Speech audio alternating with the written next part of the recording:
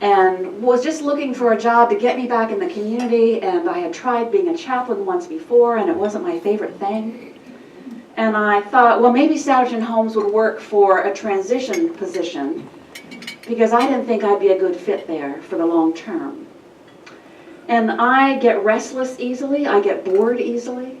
So I'm usually 2 or 3 years into a job, I'm looking for something else. And 7 years later at Satterton, I have never once thought, except when I've been angry at my supervisor, and never once thought, you know, it's time to look for something else, what else can I do? I am absolutely never bored, and find incredible meaning at being welcomed into people's lives. And they have done the best job of anywhere I have been of sort of loving me into being who I am. And that's no small thing for me. So, again, that's in a capsule, who I am, and I did my CPE in Miami, Florida, in a 1,500-bed public hospital. So they would ask me where my clothes are when I tell them I was Mennonite. You know, where are your clothes? And I'd say, this is how I dress when I go out in public. Anyway, we got some good laughs, but there was a really, really, really diverse population of people, and it was a wonderful year, a very stretching, growing year. I don't have a Master's of Divinity, and no one's ever asked me why not. In all my interviews and all my, I have a degree in pastoral, what do I have a degree in? In pastoral ministries, I think, from a Catholic university in Miami. And that has given me the foundation. I did a lot of seminary credits, but never finished. Didn't feel like I needed it. Sorry about that confession, Kenton. Anyway, how many here work at a retirement community or a hospital or some kind of a chaplaincy work like that? Okay, a good number. How about a congregation of 150 or over? Okay. How about 150 under and lay people of any kind? All right, it's a fairly equal division here. I just want to have an idea of, understand who I'm speaking to and what kind of background that you have. Just to let you know, I absolutely do not feel like an expert in what I'm talking about. What I'm sharing from is my experiences and my learnings, my intuitions, and my growing understanding of how families are coming to this experience of losing a loved one, and how to plan a service that can have a lot of variety. I think one thing that has surprised me the most as I went back and looked through the funeral meditations that I've done is how extremely different they are, depending on who the family was and who the resident was that died. I thought there would have been more consistency. And around the edges there is. Around the edges of particularly maybe people I didn't know as well, there's some consistency. But other than that, there's a very little consistency. But I am aware that my experience does not mean truth. And my experience does not mean that that is what will be the experience for others. And though I did a funeral for my brother when he died at 54, and another brother when he died at 69, most of my experience in working with families and planning services has been with older adults, and that makes a difference. So just keep that in mind as I share. And I look at what I'm sharing about this way of planning memorial services, one more option. You all, from looking around the room, have a lot of experience in planning memorial and funeral services, and some of you probably have more than I do. And this is just one more option in how to go about wading through this process of death and dying and remembering and celebrating and honoring one who's gone on. I've surprised myself at times. I tend to not usually do traditional scripturally based meditation at a memorial service. And every once in a while I surprise myself, and it shows up that way, because that's what the most important thing is to do.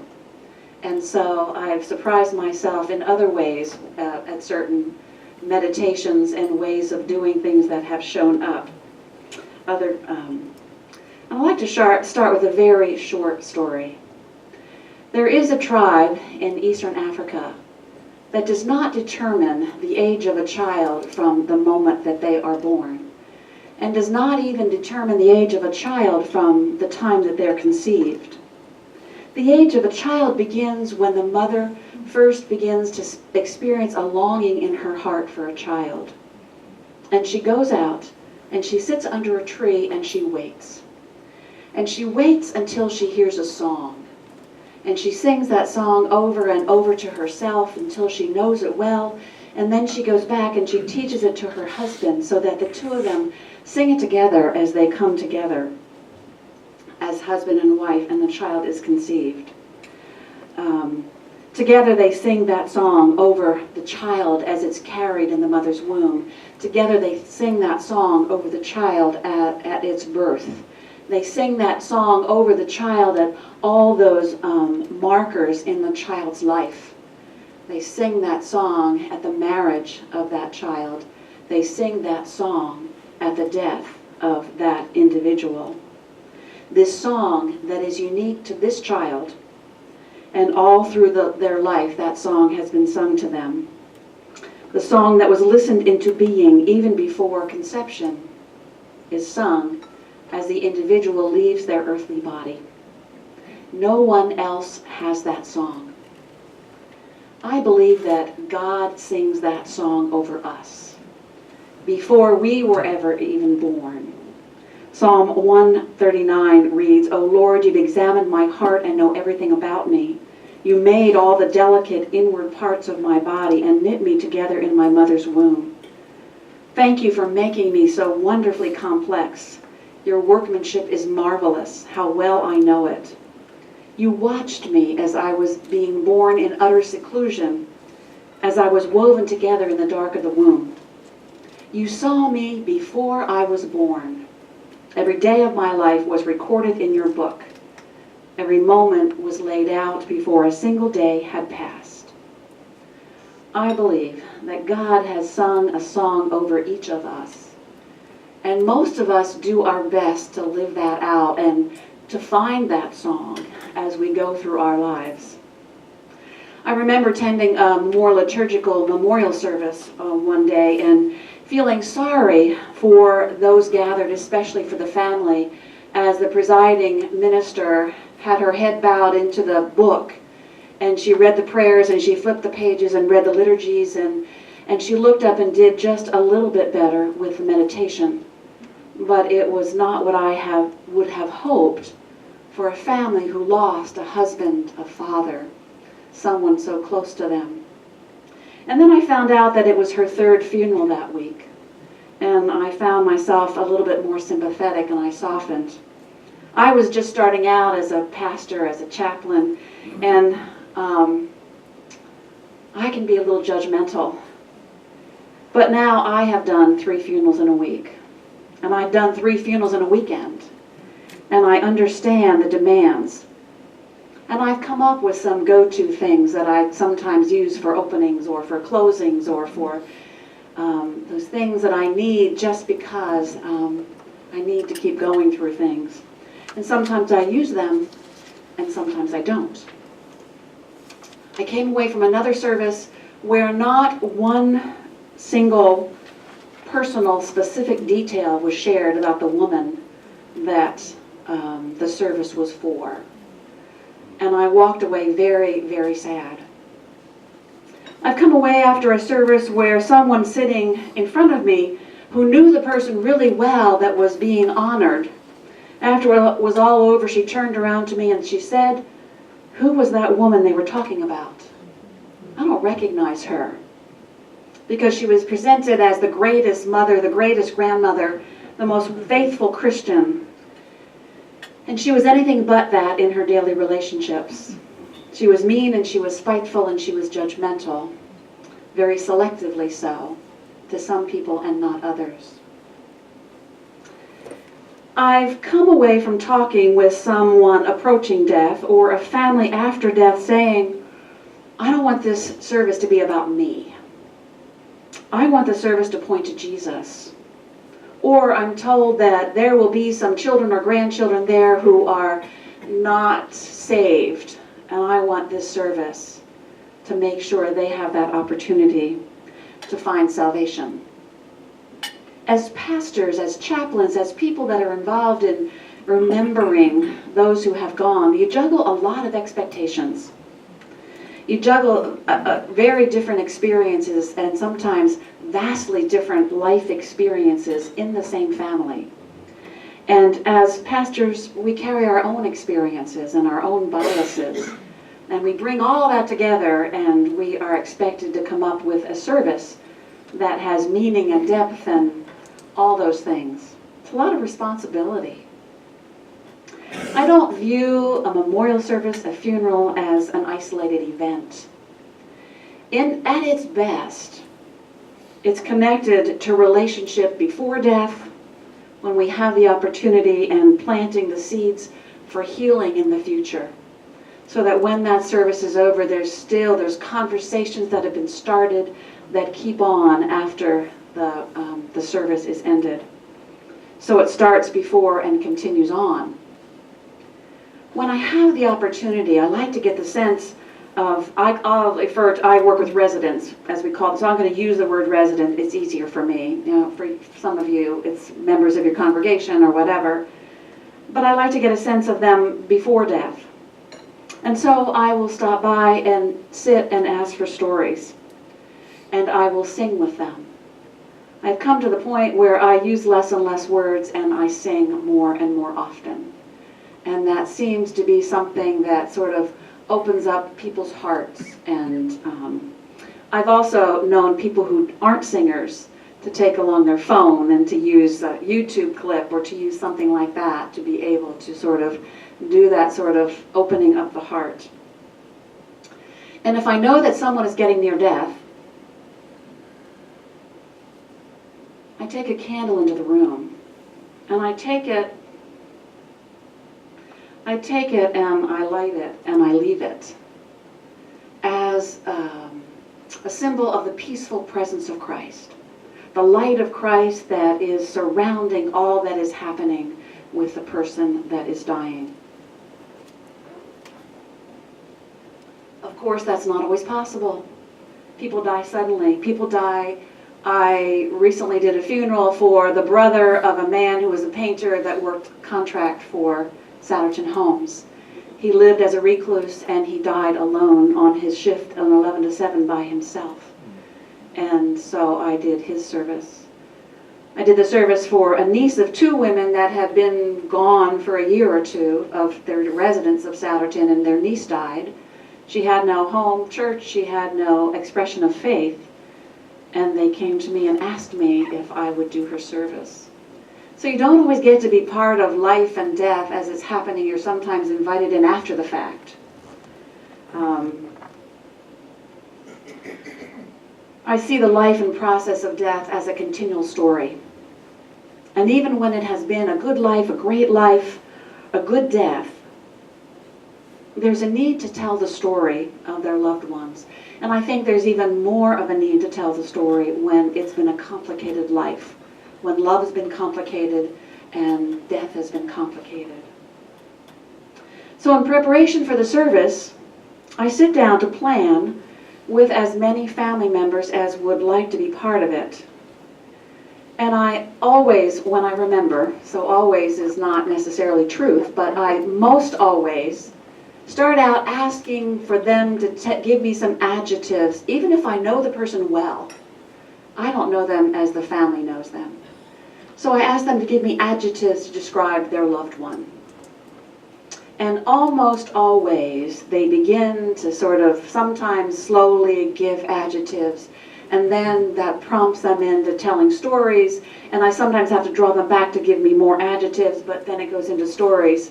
And that is the process. I sat with the pastor a couple weeks ago, and he asked the family, what were your father's values? And that was another way to get at what I'm getting at. My goal is to get to the essence of the person that has died.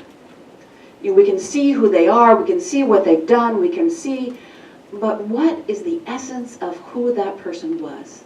And I think I'm probably saying, what is that song that God sang over them that they likely got to live out at some point in some way? And so out of that essence, the service kind of begins to take shape. And on the table I have a list. I'm a very forgetful person. I have this wonderful list of things to make sure I cover. Sometimes I'm all done and I've never even used the paper. I forget. But my goal is to listen and listen deeply, so that when I go to do a service, the story I tell about the person, it feels as if I have known them. My greatest compliment is when a family member, a spouse or a child or a grandchild comes up to me and says, "You really knew them well. You really got them." And it could be the only thing I knew about them was what I heard in that one meeting of an hour to 2 hours as I sat with the family. But really listening beyond the words that are shared so that you begin to understand who someone is. My goal is also to be honest and kind. And I realize this comes from my own background, this comes from my own prejudice, this comes from my own inclination. I think it's really important to acknowledge the hurts. Even if it's just one well-placed sentence in a whole service that acknowledges the humanity of not being able to live a perfect life, not having lived a perfect life, because none of us can live a perfect life. So sometimes it's a very short acknowledgement, like a sentence, and sometimes actually the majority of the service ends up being shaped around some of the pain that has been experienced. We have a resident who I learned from those who knew her that she'd been very self-centered all of her life, and she had some good reasons to be. Lost her mother when she was very young, and there was a whole backstory. She had been a very self-centered adult, and her husband had catered to her every want and every whim, and he died. And she ended up alone, and no one could do enough and could do right for her. She ended up, she would say, being put at Sawatzky Homes, and as she began with dementia, her storyline began that, no one's doing anything for me. My daughter refuses to get me the things I need. She won't bring them to me when I want them. My son-in-law is keeping her from me. And she had a story about sneakers, that he wouldn't let her get new shoes. And as I learned to know more about her in the story, I learned that the story really wasn't true. But that was her reality, and it stretched out over years. As her dementia increased, she became more and more mean and nasty and spiteful. So how do you do a service of integrity for someone who it's public knowledge that she has not been a pleasant person? How do you honor the pain of the family in that situation? And again, like I said, sometimes it's only with a well-placed sentence, but sometimes it needs more than that. So I am going to read a little bit from, I'm going to watch my time here, read a little bit from the meditation that I did for her. For everything there was a season, a time for every purpose under heaven. And the names, you won't know if I've changed them or not, because you don't know. Some of these names are changed and some aren't, but that won't help you. Arlene's time was 93 years, 1 month, and 26 days on this earth. 63 years of marriage, years of being a parent, a long life that I hope she could have said was well lived. Through those years, there were times to laugh, there were times of pain, and times to mourn. Not everything was glimmering for her, and as the years passed, in later years especially, there were challenges. But the time of that ended for her, and she's now enjoying a time of perfect peace. I believe that. Arlene's life was shaped by her circumstances, as all of our lives are. Growing up in the Depression, when it was a struggle to make ends meet, the death of her mother at a young age, having to pitch in and care for and raise her brothers who were younger. All this affected her profoundly. And back then, love looked like aunts pitching in with hands-on help and financial help, and Arlene doing what had to be done. She missed having a mother. And so I think it was more complicated for Arlene when it came to living out that love in relationships that were closest to her. That it was more difficult to see others through the eyes of love and express that freely. Arlene found her solace in teaching than caring for her own children. She loved as she was able to love. Not perfectly at all. None of us love perfectly. And that is why I'm so glad for a God that loves us perfectly, demonstrating again and again that nothing can separate us from that love. What we have is a God who loves us perfectly, and it gives us a chance to follow that model, to give us a glimpse of what love looks like, so we can gradually turn from all those times when we have been let down and choose to live something else for those closest to us. Our children, our grandchildren, our brothers, our sisters, to pick ourselves up, dust ourselves off, and try again. We don't always get the love we want and long for from our human family, but sometimes that is just what love looks like, the best that is possible. We work each day to live up to the love God wants to give us and fail miserably. I know I do. What do we do when a life and love is complicated? How do we treat the death? The ritual of saying goodbye, of grieving, is an important one. No matter how long someone lives, no matter how complicated one's life and love was, no matter how relieved we are that a loved one's suffering is over, there are no shortcuts to grief. Rachel Naomi Remen, in her book, My Grandfather's Blessing, writes, grieving is not about forgetting. Grieving allows us to heal, to remember with love rather than pain. It's a sorting process. One by one, you let go of the things that are gone and you mourn for them. And one by one, you take hold of the things that become part of who you are, probably because of the one you loved, and you build again. There is this place between a sense of peace in knowing our loved one's time has come and honoring the grief and the emptiness that loss leaves. And hugging each other, we're left here on earth, we hug one another, we support one another, we laugh at the stories, and we cry at the stories. But we also have hope. We have hope that our goodbyes are not our last goodbyes, that by the grace of Jesus, we will be together again, and we have hope that our pain will be transformed in the future. Our life will not be the same, but we will love, we will hope, and we will find joy. And I read some verses from Psalm 90 and Psalm 23 as I ended. Though we cannot recall Arlene back to life, we can remember and fix her memory within our hearts for as long as we have memory. We can celebrate the fullness of her life with all its strengths, all its flaws, all her goodness and her weakness, and rejoice in the ties that bind all of you together that remain after she's gone.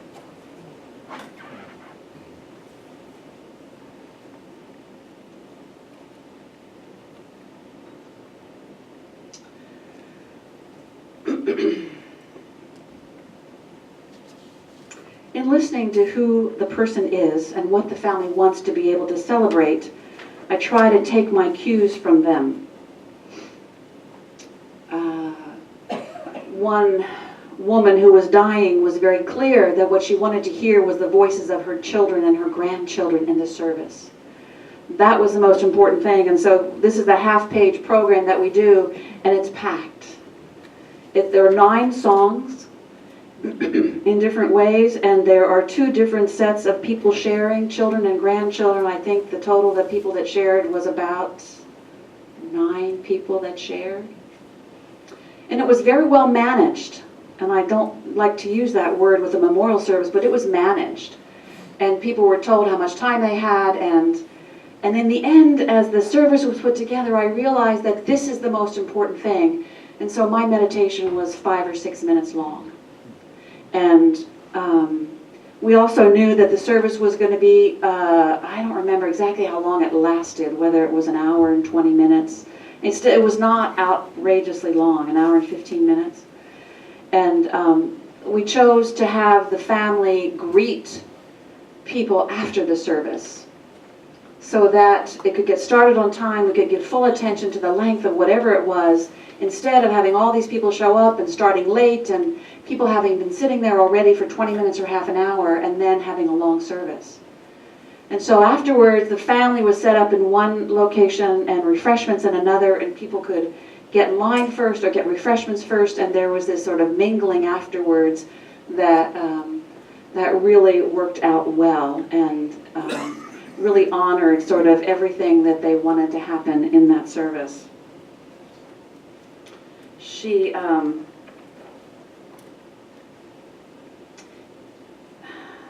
was a woman of deep faith and simple trust and lots of love. Her love was grounded in her faith. And she shared that freely with her family, with her community. She volunteered with her husband everywhere around Satterton Homes. And I remember meeting her and her husband the first time in their tiny apartment. They had not been residents very long. And they were working at this tiny dining room table. It wasn't really a dining room, it was just a tiny table that was cluttered with things.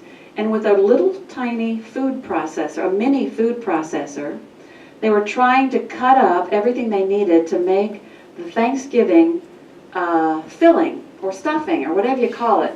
Clearly, the job was way too big for this little thing, and she was bemoaning the fact that she left some things behind that she could have used, but you looked around that one-room apartment and there was absolutely no room for one more thing in it. So the apartment was packed with evidence of a full life, and she lamented that she hadn't brought some things. But you could see that what she loved was cooking for family dinner. She sewed bags for school kits and cut patches for comforters. Volunteering was a full-time occupation for Doris and her husband. Crocheting caps for babies in hospitals. She loved to play games, bingo, cards. She loved to laugh, and she was known to talk back at the television when the Phillies weren't doing very well. A huge Phillies fan. She was always ready and eager to pray for the needs of her family and those around her. One could call her a prayer warrior. One more prayer warrior gone, a son-in-law said. Will the next generation be able to pick up and, in her place, offer those prayers? Stand strong in faith and claim God's attention. That is the challenge for you and to you, to walk in your grandmother's footsteps. That would make her so, so happy. Not only that, she is counting on seeing you all in heaven and is preparing for that family reunion there, so do whatever it takes to meet her there. The words and songs we've been singing, the voices of her children and grandchildren, and the verses from Scripture, that's all Doris wanted in a service of celebration and remembrance, and so that's where we leave it.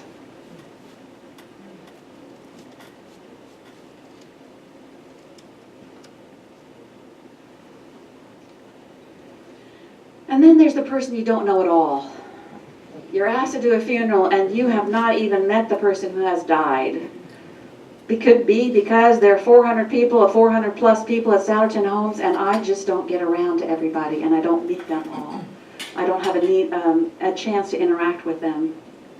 And there's no one around to fill you in about who they are. They have no living relatives or people that are close enough to tell you who they are.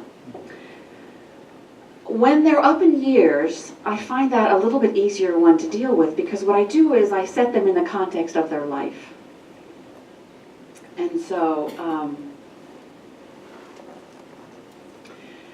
in her novel, this is a service for Anne, we'll call her.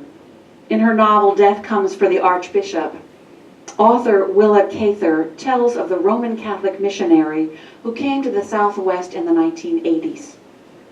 After a hard and rugged and eventful life, the old Archbishop of Santa Fe, Archbishop Latour, was nearing the end. One morning he decided to take a walk outside. The young priest who took care of the frail old man scolded him, saying, "You will catch a cold and die." And the old man stopped and looked at him and said, "My son, I shall not die of a cold. I shall die of having lived." Anne died of having lived as well. I was curious, what was life like for Anne, who lived to be 96 years old, born in 1919.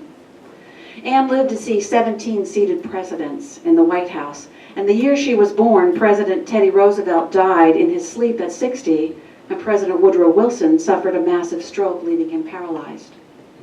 In 1919, a postage stamp was 2 cents, having come down once from 3 cents after the war.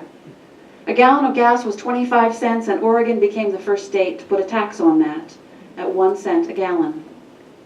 Edsel Ford succeeded his father, Henry Ford, as president of Ford Motor Company. Herbert Hoover is placed in charge of war relief in Europe, and the World War I Peace Congress was begun. A peace treaty was signed to end World War I, never approved by the United States. 2 million gallons, and this is true, 2 million gallons of molasses flooded Boston, Massachusetts, killing 21 people. Prohibition was ratified. UPS, as we know it as a package service, began. Women's suffrage was approved. For sports fans, Stanley Cup, Montreal versus Seattle, won 2 games each with 1 tie. And then the 1919 Stanley Cup was never awarded due to a flu epidemic. They never finished playing it. And if you wanted cold food, you got a chunk of ice and put it in your icebox until it melted. And Peter Pan peanut butter hit the market when Anne was 1 year old. That was the beginning of life for Anne. And she lived through all the changes until today. She lived through them with grace, her quiet confidence. I can't imagine the changes she witnessed, and I would think that at times she was so preoccupied with surviving her life that she was not even aware of all that was happening around her. I would have loved to ask her what it was like living in those times as a single mother, and then what it was like to eventually meet her husband, George. On August 16th, Anne's life ended. There is that place between a sense of peace and knowing our loved one's time has come and honoring the grief, the emptiness that the loss leaves behind. She fought a good fight. She finished the race. She kept the faith. In talking with the hospice chaplain that visited Anne during her last weeks, he shared that Anne would occasionally respond with a hearty amen to his prayers and join him in the words to some of the hymns. Anne's faith assured her a place in heaven.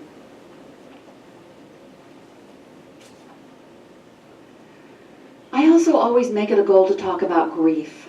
I don't think, and this is my personal bias, I don't think we talk enough about grief. I don't think we give people enough permission to talk about grief. I don't think we give people enough permission to grieve.